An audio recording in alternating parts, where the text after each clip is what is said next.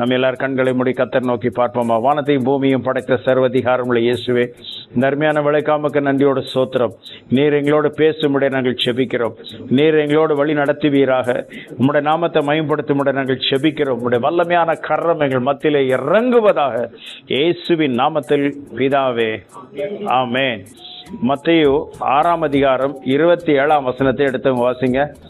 கவலை படிக்கிறதினாலே உங்களில் எவன் தன் சரீர அளவோடு ஒரு முழத்தை குட்டுவார். ஆண்டவர் வல பிரசங்கத்துல அருமையான வார்த்தையை அறிவுரை கொடுக்கிறார். கவலைப்படுவதனாலே உங்களில் ஒருவர் யார் ஒரு சரீர முழகத்துல ஒரு முழத்தை கூட்ட முடியும். இன்னைக்கு மனுஷனுடைய வாழ்க்கையில கவலை எல்லாரையும் ஒடுக்குகிறது. கவலை எல்லாரையும் பைத்தியமாக்குறது. குடும்பத்தினுடைய பாரம், குடும்பத்தினுடைய கவலை, நாம் எதிர்பார்த்த காரியங்கள் நடக்காமல் போனால் கவலை ஒரு மனிதனை அணுவாக சித்திரவதம் செய்கிறது. எங்க பார்த்தாலும் மக்கள் இன்னைக்கு ரத்த கண்ணீர் வடித்து கொண்டே இருக்கிறார்கள். மிகுந்த கவலையோடு காணப்படுகிறார்கள். அதனால தான் இங்க வசனத்துல அருள்நாதர் இயேசு கவலை பற்றி சொல்லும் பொழுது, இந்த எவன் தன் சரீர ஒரு முழத்தை கூட்ட முடியும் என்று பயங்கரமா இருக்கிறது. ஆனால் இன்றைக்கு கவலை எல்லா இடங்களிலும் மனுஷனை வாட்டி வதைத்து கொண்டே இருக்கிறது. அந்த கவலையை பற்றி அருள்நாதர் இயேசு ரொம்ப அழகாக விவரித்துக்கிட்டே போறாரு. குறிப்பாக மத்தேயு 6ஆம் அதிகாரம் 25ஆம் வசனத்தை எடுத்து வாசிங்க. மத்தேயு 6:25. எண்ணத்தை உண்போம் எண்ணத்தை குடிப்போம் என்று உங்கள் ஜீவனுக்காகவும் எண்ணத்தை உடுப்போம் என்று உங்களுக்காகவும் கவலைப்படாதிருங்கள் என்று உங்களுக்கு சொல்லுகிறேன். கர்த்தர் ரொம்ப அழகா பேசுறாரு. எண்ணத்தை உண்போம், எண்ணத்தை குடிப்போம், எண்ணத்தை உடுப்போம் என்று நீ சாப்பாடை பற்றியும் ட்ரெஸ்ஸை குறித்தும் உனக்கு கவலையா இருக்கிறது. அந்த கவலையை பற்றி 2000 வருஷத்துக்கு முந்தாக மல பிரசங்கத்தில் அவர் எடுத்து உரைக்கிறார். மனுஷனுக்கு கவலை ரொம்ப வேதனையா இருக்கிறது. கவலை ரொம்ப இதா இருக்கிறது. அந்த எல்லாருக்கும் அந்த கவலை தான் ரொம்ப வாட்டி வதைத்து கொண்டே இருக்கிறது. அதை பற்றி நாம் பார்க்கும் பொழுது இன்னைக்கு எங்க பார்த்தாலும் இந்த கவலை நிமித்தமாக மக்களுக்கு மிகுந்த வேதனையோட இருக்கிறது. எங்க பார்த்தாலும் அந்த வாடின முகத்தோட சிரிக்கிறான் என்றால் அவன் கவலை அதிகரித்து விட்டது என்றுதான் நாம் எண்ண வேண்டும். லூக்கா 12ஆம் அதிகாரம் எடுங்க, 24-25 வாசிங்க. காலங்களை கவனித்து பாருங்கள். அவர்கள் விதைக்கிறதும் இல்லை, அறுக்கிறதும் இல்லை, அவர்களுக்கு பட்டய சாலையும் இல்லை, களஞ்சியமும் இல்லை. இல்லாவிட்டால் அவர்களை தேவன் பிழை கூட்டுகிறார். பறவைகளை பார்த்தியும் நீங்கள் எவ்வளவு சீர்த்து அல்லவா? கவலைப்படுகிறதுனால் பறவைகளை பற்றி கர்த்தர் ஒரு நல்ல ஊமையை எடுத்து சொல்றாரு. அந்த பறவைகள் எல்லாம் என்ன பண்றது இல்ல, விதைக்கிறதும் இல்லை, அறுக்கிறதும் இல்லை, அவங்களுக்கு களஞ்சியமும் இல்லை, அவங்களுக்கு பேங்க் அக்கௌண்ட் கிடையாதுங்க. எந்த பறவைக்காக பேங்க் அக்கௌண்ட் இருக்கா? கிடையாது. ஆனாலும் பரமபிதா அவர்களை பிழை பூட்டுகிறார்.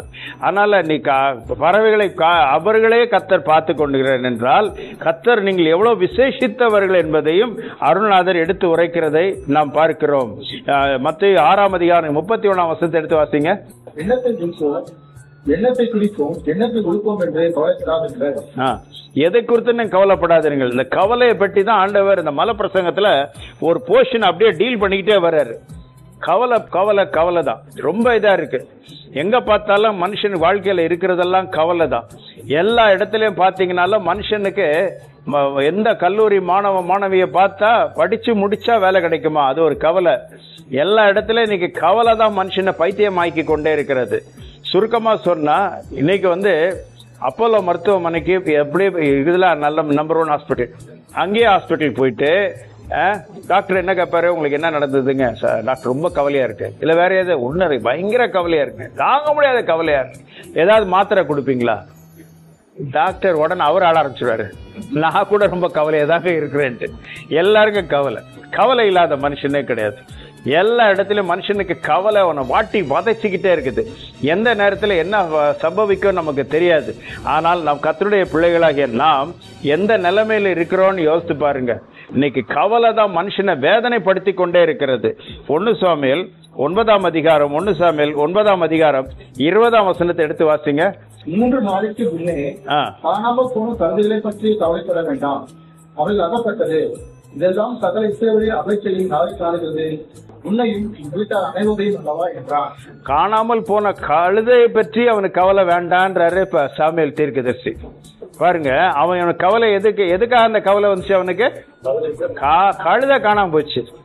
என்ன இன்னைக்கு ஒருத்தரை கேட்டா, என்ன சார் உங்க பையன் காணாம போயிட்டானா? அந்த கழுதை போச்சு, எங்க போச்சா தெரியாதுன்னு. ஆனா இங்க உண்மையான கழுதை தான். இந்த கழுதை வந்து காணாம போச்சு. சாமுவேல் தீர்க்கதரிசி அன்னைக்கே சொல்றாரு, கவலைப்படாதப்பா கவலைப்படாதப்பான்ட்டு. மனுஷனுடைய வாழ்க்கையில ஏதாவது ஒரு இழந்து விட்டால் அவனுக்கு கவலை தாங்கவே முடியாது. அது ஒவ்வொரு காரியத்தையும் நாம் பார்க்கும் பொழுது, நீதிமொழிகள் 12ஆம் அதிகாரம் 25ஆம் வசனத்தை எடுத்து வாசிங்க. நீதிமொழிகள் 12:25. நீதிமொழிகள் 12:25. மனுஷன் இருதயத்தில் உள்ள கவலை அவனை ஒடுக்கும். மனுஷனுடைய வாழ்க்கையில இருதயம் கவலை அவனை ஒடுக்கும். இது நிமித்தமாக நீதிமொழிகள் 10:25 படி 24 பார்க்கும்போது, இருதயத்தின் கசப்பு இருதயத்திற்கே தெரியும். எங்க பார்த்தாலும் நீங்க மனுஷனுடைய வாழ்க்கையில கவலை அவனை ஒடுக்குகிறது. கவலை அதிகரிக்க அதிகரிக்க அதிகரிக்க மன உளைச்சல். இதன் மூலமாக அநேக பேர்கள் இன்றைக்கு மனநோயாளிகளாக அலைந்து கொண்டிருக்கிறார்கள். நன்றாக தீவிரமாக அலைந்து கொண்டிருக்கிறவர்களை பார்த்திருக்கிறேன். கவலை எல்லாரையும் வாட்டி வதைக்கிறது. நாளை என்ன சம்பவிக்குமோ, நாளை என்ன நடக்குமோ. ஆனால் என் ஆண்டவராய் இயேசு கிறிஸ்து சொன்ன அந்த ஊமையை தான், அந்த ஒரு நல்ல ஒரு கதை தான். காகங்களை பாருங்கள், அவர் விதைக்கிறதும் இல்லை, அறுக்கிறதும் இல்லை, களஞ்சியங்களில் சேர்க்கிறதும் இல்லை. இவைகளை பார்க்கிலும் நீங்கள் விசேஷித்தவர்கள் அல்லவா? பாருங்க, எவ்வளவு ஆச்சரியமா இருக்கு தெரியுமா? எனக்கு ரொம்ப நான் பலமுறை கிராம ஊழியத்துல தமிழ்நாடு முழுவதும் சுத்தி இருக்கேன்.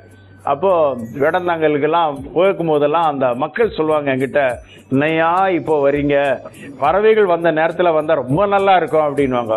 ஸோ எனக்கு அப்படி அந்த ஊர்ல எந்த பாஸ்டர் எனக்கு அறிமுகம் கிடையாது. அப்படியே அம்மான்னு கேட்டுட்டு விட்டுருவேன். ஆனா கர்த்தருடைய பெரிய கிருபையினால நம்முடைய ஜெபத்தளத்தில் உள்ள பாஸ்டர் அவர்கள் அந்த பகுதியை சேர்ந்தவர். இந்த ஜெபத்தளத்தில் உள்ள பாஸ்டர் அந்த பகுதியை சேர்ந்தவர். அவர் வந்து என்கிட்ட, நம்ம இந்த இடத்துல வந்து நம்ம மீட்டிங் நடத்தலாம் என்று சொல்லும் பொழுது, உடனே கர்த்தருடைய கிருபையினால வேடந்தாங்கலுக்கு நான் போனேன். ஆனா அங்க போன பிறகு நான் கண்ட ஒரு காரியம் என்னை உள்ளத்துல ரொம்ப சந்தோஷப்படுத்தியாச்சு. பாருங்க, 30,000 பறவைகள், உலகம் முழுவதும் உள்ள 30,000 பறவைகள் அங்கே வருகிறது. அந்த பறவைகளை பற்றி அங்க வந்து பார்த்து கேட்டுட்டே இருந்தேன். அது ரொம்ப ஆச்சரியமான ஒரு காரியம் என்னன்னா, அந்த பறவைகள் கரெக்டாக அக்டோபர் 1ஆம் தேதி அந்த சரணாலயத்துக்கு வந்துருது. அந்த பெரிய வேடந்தாங்கல் பகுதிக்கு வந்து விடுகிறது. கரெக்டா மார்ச் 31ஆம் தேதி அப்படியே பறக்க ஆரம்பிக்கிறது. அப்பதான் நான் யோசித்தேன், இந்த பறவைகளுக்கு கேலண்டரே கிடையாது. அதுக்கு தெரியுது இது அக்டோபர் 1ஆம் தேதி, அதுக்கு தெரியுது மார்ச் 31ஆம் தேதி. ஆனா 6 அறிவு படிச்ச மனுஷனுக்கு கேலண்டர் பார்த்து என்ன பண்றான், தலைகளா பேசுறான். அப்போ அந்த பறவைகளை பார்க்கும் பொழுது எனக்கு ரொம்ப ஆச்சரியம் என்னன்னா, அந்த போயிட்டு இருந்தேன், அப்படியே அந்த பாதையில வந்துகிட்டே இருக்கும்போது உலகம் முழுவதும் உள்ள பறவைகள் ஒருங்கிணைந்து ஒரு இடத்துக்கு வருகிறார்கள். ரஷ்யாவிலிருந்து பறவை வருகிறது, அமெரிக்காவிலிருந்து வருகிறது, ஆஸ்திரேலியாவிலிருந்து வருகிறது. அந்த பறவைகளுக்குள்ள இருந்த ஒற்றுமையை நான் பார்த்தேன். ஜாதி மொழி வேறுபாடு கிடையாது. அழகாக இருக்கிற அந்த பறவைகளை பார்க்க எனக்கு அப்படியே உள்ளத்துல சந்தோஷம். அதுலயும் ஒரு சில பறவைகளை நான் பார்த்தேன், என்ன நான் நிறைய புஸ்தகத்துல பார்த்திருக்கேன். அது அப்படி நேச்சுரலா என் முன்னால வந்து அது பறந்துட்டு போறத பார்க்கும் போது இவ்வளோ பெரிய கிருபை. உண்மையா நான் பாக்கியவான்கள். எனக்கு அன்பானவர்களே, அந்த 30,000 பறவைகளுக்கும் இங்க சென்னை இந்த வேடந்தாங்கல்ல தங்குற 6 மாசத்துக்கு அவர்களுக்கு உணவு, குளிக்கிற தண்ணீர் எல்லாம் பரமபிதா கொடுத்து கொண்டே இருக்கிறார். அப்போதான் அந்த பறவைகளுக்குள்ள ஒரு மனம் என்னன்னா, அக்டோபர் 1ஆம் தேதி அங்க போனோம், 6 மாசம் அங்க இருக்கணும்ட்டு. இப்ப எவ்வளவு பெரிய பாக்கியமா இருக்கு பாருங்க. பறவைகளை காட்டிலும் நீங்கள் விசேஷித்தவர்கள் அல்லவா? நீங்கள் எவ்வளவு பெரிய விசேஷித்தவர்கள். இன்றைக்கு நம்ம எப்பவுமே கவலை மனுஷனை ஒடுக்குகிறது. நாளை தினத்தை குறித்து நீ கவலைப்படாது, நாதன் இயேசு எல்லாம் பார்த்து கொள்வார்னு பாட்டு மாட்டம் பாடினா போதாது. கர்த்தர் நம்முடைய காரியத்தை பொறுப்பெடுத்துக் கொள்வார். கர்த்தர் நம்முடைய காரியங்கள் எல்லாவற்றையும் அதன் காலங்களில் நேர்த்தியாய் செய்வார். அதான் கிறிஸ்தவனுடைய நம்பிக்கையா இருக்கிறது. ஒரு உண்மையான கர்த்தருடைய ஊழியக்காரன் எப்படி இருக்க வேண்டும் என்று பார்க்கும் பொழுது 2 கொரிந்தியர் 11:28. இவை முதலானவைகள் எல்லாம் சபைகளை குறித்து முன்னர் இருக்கிற கவலை என்னை நாள்தோறும் நிறுத்துகிறது. பவுல் அவர்களுக்கு இருந்த ஒரே கவலை என்ன தெரியுமா? அவருடைய ஊழியம் அந்த ஊழியத்தின் வாயிலாக ஏற்படுத்தின சபைகள், அந்த சபையில் உள்ள விசுவாசிகள், அந்த சபைகளுடைய விசுவாசிகளுடைய நலன், அந்த மக்கள் எப்படி இருக்கிறார்கள், அந்த கவலை தான் இருக்கிறது. ஒரு ஊழியக்காரனுக்கு உண்மையான கவலை என்ன தெரியுமா? உண்மையான கவலை என்ன தெரியுமா? தான் சபைக்கு வருகிறவர்கள் எப்படி இருக்கிறார்கள், தான் சபைக்கு வருகிறவர்கள் எந்த நிலைமையில் இருக்கிறார்கள், அவர் அன்னைக்கு சுகமில்லை என்று சொன்னாரே, இன்று எப்படி இருக்கிறார், அது ஆராய்ந்து பார்த்த விசாரிப்பற தன்மைதான். பவுல் அவர்கள் எவ்வளவோ பிரயாசப்பட்டு பல இடங்களுக்கு முதல் நூற்றாண்டிலே நடந்து சென்றார். கப்பல் பிரயாணம், சேதம் எல்லாவற்றையும் மத்திய கடந்து, ஆனாலும் அந்த சபையை பற்றிய கவலை அவருக்கு இருந்தது. அதுதான் முக்கியமான ஒரு காரியமா இருக்க வேண்டும். அருமையானவர்களே, கவலைகள் எல்லாரையும் மனதை ஒடுக்குகிறது. கவலை எல்லா மனுஷனுடைய வாழ்க்கையும் இன்று கெடுத்து கொண்டே இருக்கிறது. கவலை நிமித்தமாக மனநோயாளிகளாகிறார்கள். கவலை நிமித்தமாக அநேக பேர்கள் பாதிக்கப்படுகிறார்கள். கவலையினால வேதனையோடு இருக்கிறார்கள். நான் இந்த அருகில் உள்ள பெரியார் நகர் சாலைகளிலே காலை நேரத்தில் நடந்து போகும்போது தனிமையாக நடந்து போவார்கள். நான் பார்க்கும்போது எனக்கு என்ன கவலைன்னா, அவர்கள் பேசிக்கொண்டே நடப்பார்கள். தாங்களே தங்களை பற்றி தங்களுக்குள்ளே பேசிக்கொண்டே இருப்பார்கள். அப்போதான் ரொம்ப வேதனையோட நான் அப்படியே இந்த ஆட்டோவில் போகும்போது சொல்வேன், இன்னைக்கு இந்த நிலைமை என்ன, எவ்வளவு பரிதாபமா இருக்கு தெரியுமா? மனுஷனுக்கு கவலை அவனை ஒடுக்கும், கவலை அவனை ஒடுக்கும். ஆனால் கர்த்தருடைய வார்த்தை நமக்கு என்ன அறிவிக்கிறது தெரியுமா? எல்லாருக்கும் கவலை வரும், கவலை இல்லாத மனுஷனே கிடையாது. எல்லாருக்கும் கவலை வரும். நாளைக்கு திடீர்னு ஒரு ஏதாவது பெரிய தீர்க்கதரிசி சென்னையே காணாம போய் விடும் அப்படின்னு சொல்லிட்டா எவனாவது ராத்திரி தூங்குவானா?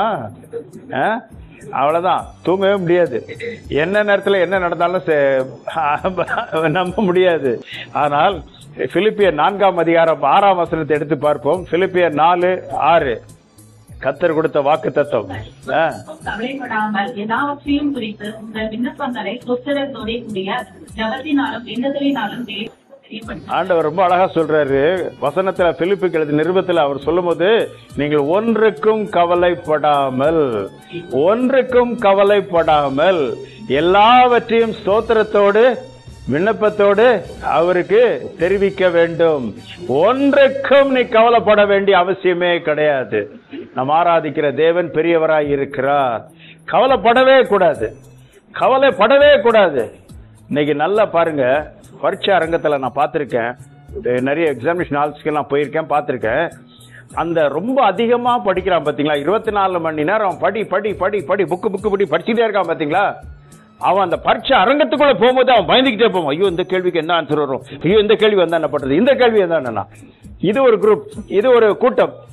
அடுத்த ஒரு கூட்டத்தை பாக்குறேன், விசுவாசிகள் கூட்டம். மச்சான் 1/2 மணி நேரத்துல வெளியே வந்துருவேன்டா. எக்ஸாமினேஷன் ஹால் முடிச்சு half an hourல வெளியே, half an hourக்கு அப்புறம் தான் வெளியே போக முடியும். பாருங்க, அவன் உண்மையா அவன் எதை குறித்த கவலை, அவன் முகத்துல பார்த்த கவலையே கிடையாது. அவன் எதை குறித்த கவலை கிடையாது. ஒன்று, எல்லா மக்கள் வாழ்க்கையை பற்றிய சிந்திப்பதே கிடையாது. கவலை எல்லாரையும் ஒடுக்குகிறது, கவலை எல்லாரையும் வேதனைப்படுத்துகிறது. எந்த நேரத்தில் என்ன சம்பவிக்கும் ஒன்றுமே தெரியாது. ஆனால் நமக்கு கொடுத்த அறிவுரையை நாம் பார்க்கும் பொழுது, வேதத்தில் வாசிக்கும் பொழுது, 1 பேதுரு 5:7 எடுத்து வாசிங்க. அவர் உங்களை விசாரிக்கிறாரானபடியால் உங்கள் கவலைகளை எல்லாம் அவர் மேல் வைத்து விடுங்கள். அவர் உங்களை விசாரிக்கிறார். என் கர்த்தர் என்னை விசாரிக்கிறார். அருமை ஆண்டவராய் இயேசு என்னை விசாரிக்கிறார். அதனால என்னுடைய கவலைகள் எல்லாம் யார் மேல வைத்திருந்தோம்? கர்த்தர் மேல் உன் பாரத்தை வைத்து விடு, அவர் உன்னை ஆதரிப்பார். நீதிமானை ஒருபோதும் தள்ளாட விட்டார். கர்த்தர் மேல உன் பாரத்தை வைத்து விடு. கர்த்தர் உன்னை பாதுகாக்கிறவராய் இருக்கிறார், உன் தேவைகளை சந்திக்கிறவராய் இருக்கிறார். தேவன் கர்த்தர் ஒரு காலம் உன்னை கைவிடவே மாட்டார். ஹல்லேலூயா. ஒரு நாள் உன்னை கைவிடவே மாட்டார். என்ன வந்தாலும் சரி, என் கர்த்தர் என் கூட இருக்கிறார். என் தேவன் எனக்கு அதிசயங்களை செய்வார். இந்த காரியம் நடக்கும், இப்படி நடக்கும். கவலை கவலை மனுஷனை வாட்டி வதைக்கிறது, மனுஷனை வாட்டி வதைக்கிறது. நம்ம பாக்குறதெல்லாம் வயநாட பார்த்துட்டு இருக்கோம். இமாச்சல பிரதேச பாருங்க, அதை விட பயங்கரம். இமாச்சல பிரதேஷ்ல நடந்த காரியம், உத்தரகாண்டில் நடந்த காரியத்தெல்லாம் வயநாடு ஒண்ணுமே கிடையாது. பயங்கரமான காரியங்கள், பயங்கரமான காரியங்கள். நூற்றுக்கணக்கான ஆயிரக்கணக்கான மக்கள் காணாமல் போயிருக்கால், இறந்திருக்கிறார்கள். பயங்கரமா இருக்கு. ஆனால் கர்த்தர் மேல் உன் பாரத்தை வைத்து விடு, கர்த்தர் மேல் உன் பாரத்தை வைத்து விடு. அவர் உன்னை ஆதரிப்பார். அவர் என்னை ஆதரிப்பார். நான் ஒரு காலமும் நான் பயப்பட வேண்டிய அவசியமே இல்லை. நான் விசுவாசிக்கிறவர் என்னார் என்று அறிவேன். அவர் என்னை காக்கிறவராய் இருக்கிறார். உனக்கு நேரிட போகிற ஆபத்துக்கு முன்பாகவே அவர் உனக்கு சொல்வார். இந்த உலகத்தில் எந்த காரியம் நடந்தாலும் அவருக்கு தெரியாமல் எதுவுமே நடக்காது. அப்போஸ்தலர் 15:18 உலக தோற்றம் முதல் தேவனுக்கு தம்முடைய கிரியைகள் எல்லாம் அறிந்திருக்கிறார். அவருக்கு தெரியும் இந்த நாளில் என்ன சம்பவிக்கும். அவருக்கு தெரியும் நாளைக்கு என்னென்ன சம்பவிக்கும். இந்த உலகத்தில் செய்தித்தாள்கள் சொல்வதற்கு முன்பாகவே பரம பிதாவுக்கு தெரியும் நாளைக்கு என்ன நடக்கும் என்பது, அடுத்த வாரத்தில் என்ன நடக்கும் என்பது அவருக்கு தெரியும். ஆனால் நாம் எப்பொழுதும் நம் ஆண்டவரை நோக்கி பார்ப்போம், கர்த்தரை நோக்கி பார்ப்போம். அதுதான் நமக்கு பேரின்ப பாக்கியம். அவரோடு நெருங்கி நெருங்கி வரும் பொழுது நம்முடைய அனைத்து காரியங்களையும் தேவன் பார்த்துக் கொள்வார், காத்து கொள்வார். ஒன்றுக்கும் கவலைப்படாமல் எப்பொழுதும் ஆண்டவரை ஸ்தோத்திரம் பண்ணிக்கிட்டே இருங்க, ஸ்தோத்திரம் பண்ணிக்கிட்டே இருங்க. அவர் தேவைகள் எல்லாம் சந்திப்பார், அற்புதமாய் உன்னை வழி நடத்துவார். உன்னையும் உன் வேலைகளையும் தேவன் பாதுகாப்பார். எதை குறித்து நீ கவலைப்பட வேண்டிய அவசியமே கிடையாது. மனுஷனுக்கு பயங்கரமான கிரியைகள் வரதான் செய்யும். எதை குறித்து நீங்க கவலைப்பட வேண்டிய அவசியமே இல்லை. கடந்த டிசம்பர் மாதம் என்னுடைய மாதாந்திர பத்திரிகையில் புது வருட செய்தியில் நான் எழுதினதை தயவுசெய்து ஒரு முறை வீட்டுக்கு போய் வாசித்து பாருங்கள். அது என்ன எழுதியிருக்கிறேனோ அதெல்லாம் இப்ப நிறைவேறிக்கிட்டே இருக்கிறது. அதுதான் கர்த்தர் சொன்ன காரியத்தை நான் அதிகமா சொல்ல மாட்டேன், கர்த்தர் சொன்னது மட்டும் தான் எடுத்து உரைப்பேன். அதெல்லாம் நடந்து கொண்டே வருகிறது.